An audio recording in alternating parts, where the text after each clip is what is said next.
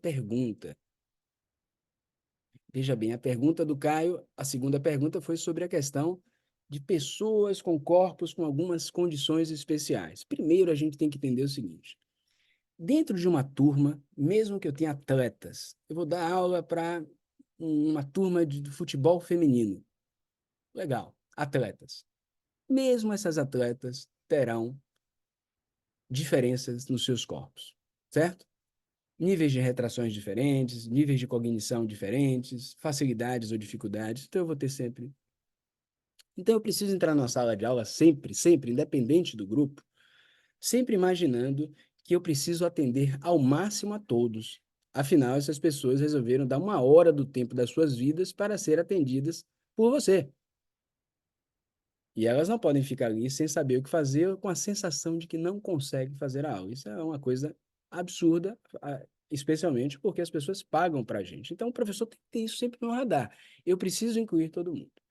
Mas é claro que existem grupos onde essas diferenças podem estar um pouquinho mais destacadas. São esses grupos: gestantes, crianças, idosos, especialmente frágeis, pessoas com sobrepeso significativo e ou obesidade mórbida, pessoas que passam por um processo de reabilitação, mas já estão liberadas para fazer o yoga, aí nós temos que ter um olhar especial. E ele focou um pouquinho nessas pessoas que têm um sobrepeso diferenciado barra obesidade.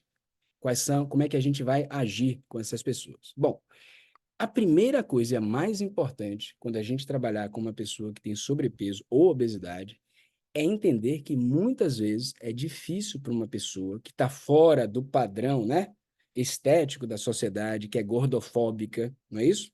A sociedade é gordofóbica. Você não vai encontrar nas capas de revistas pessoas gordas, né? Então a sociedade ela tem um grau de gordofobia. Então, eu tenho um irmão, por exemplo, que tem um sobrepeso a vida inteira. Eu sei o que é viver isso dentro de uma casa, né? Eu sei as brincadeiras que eu mesmo, como irmão, fiz com ele quando era criança, o que ele passou e tudo mais. Então, imagina que quando uma pessoa ela tem a coragem ou a iniciativa de ir para uma sala de aula, varando esses obstáculos sociais, ela precisa ser muito bem recebida, verdadeiramente bem recebida, né? E entendendo que aquela pessoa, ela passou por mais desafios do que uma pessoa, vamos dizer, mais em condições mais normais, né? Porque todo mundo é normal, mas ela passou por alguma dificuldade. Então, esse acolhimento é muito importante.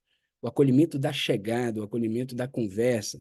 Então, você explicar que essa pessoa não precisa usar a outra como referência, que ela vai fazer o que ela puder fazer, que o yoga não tem a ver com a quantidade, nem com a amplitude, que ela não vai estar num ambiente de comparação corporal. Então, isso precisa ser explicado e gerar um campo de acolhimento verdadeiro, verdadeiro, tá? Porque se não é verdadeiro, não vai produzir efeito. Isso é uma compreensão social e humana, de sensibilidade humana. Beleza?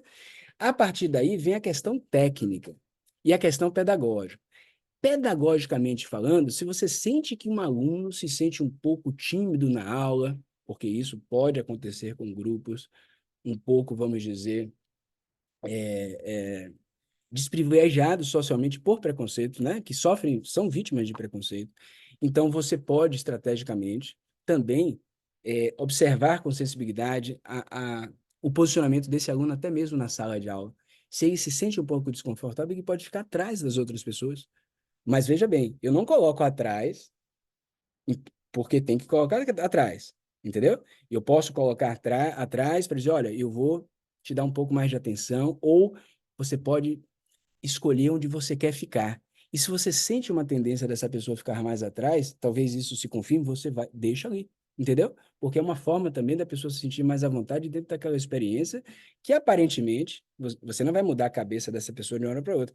Ela já viu milhares de revistas com as pessoas magrinhas, com corpos definidos, fazendo coisas que ninguém faz ou sem camisa, entende?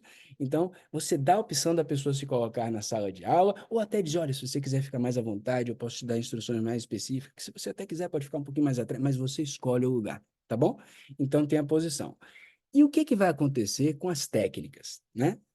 No caso, assim, de obesidade mórbida, uma obesidade assim, vamos lá, 140, 150, 160 quilos, o professor, obviamente, vai ter que ter um olhar um pouco mais diferenciado, a depender do caso, talvez seja interessante estar num grupo um pouco menor ou até fazer um trabalho personalizado, a depender do caso, porque tem casos e casos. Mas se for um sobrepeso significativo ou até uma obesidade mórbida, onde a pessoa tem uma mobilidade boa, ela vai para a prática, e aí a gente tem que ter certos cuidados. Um deles, posição de equilíbrio. Para que vai submeter uma pessoa com o centro de gravidade todo alterado pela estrutura do corporal? Para que vai submeter essa pessoa a uma queda? Qual a necessidade disso? Então, de cara, não usamos posturas de equilíbrio por um tempo, até que essa pessoa se desenvolva, se estabilize, ou de repente isso acompanhe até uma perda de peso, mas não tem sentido a gente arriscar. É muita sobrecarga para a articulação, correto? Então, isso é uma coisa. Outra coisa, posições deitadas, que são confortáveis para muitas pessoas, para pessoas com sobrepeso, podem ser posições um pouco desconfortáveis, especialmente no decúbito ventral, quando a barriga está virada para baixo. Imagine que abdômenes protusos vão se transformar numa área de distância do chão grande. E essa pessoa pode ficar um pouco mais alta ali, desconfortável para fazer muitas coisas, tá bom? E você tem que olhar isso. Tem que olhar isso.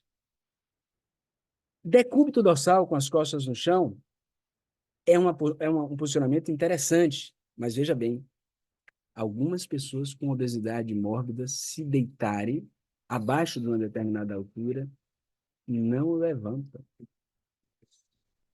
Não levantam. E você não vai levantar 150 quilos, 160 quilos. Mas se esse sobrepeso ele não é tão significativo e é possível deitar, essa pessoa deita, porém, alguns exercícios serão muito difíceis. Puxar uma coxa para o abdômen, que é tão fácil para você, pode gerar uma distância maior. Então, você pode puxar a coxa, mas desviar o joelho para o lado, para que o abdômen não ofereça essa altura que vai gerar uma dificuldade grande de puxar. Um exercício do 4 é praticamente impossível em alguns casos. Aquele 4 deitado, em decúbito dorsal, é muito difícil. Mas você pode trabalhar sem fazer o 4, puxando um joelho só para o corpo, ou desviando, e depois fazer uma inclinação para o lado contrário, você tem ação sobre a musculatura glútea, do mesmo jeito. Então, você pode e deve e tem que fazer adaptações para aquele corpo. E para isso, você precisa conhecer bem o seu rol de técnicas para fazer as suas devidas adaptações. Tá bom?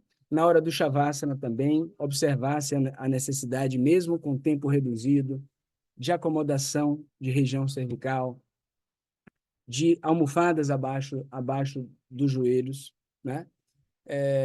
Posturas como Paschimottanasana, pinça, por exemplo, posturas agora sentadas, onde o corpo vai para frente, esse abdômen vai atrapalhar bastante. Então, qual é a saída? Um exemplo. Você pode trocar uma pinça por um Yoni Asana. No Yoni Asana, tem lugar para a barriga acomodar. Na pinça, não tem. Entende? Yoni Asana é uma postura tipo Bhadrasana, com as solas dos pés juntas e os joelhos para os lados, onde a gente afasta os pés da região genital.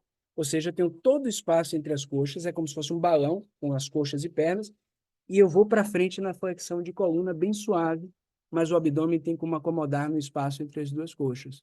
Mas se eu faço a pinça, olha a dificuldade já de me colocar. Entende, gente?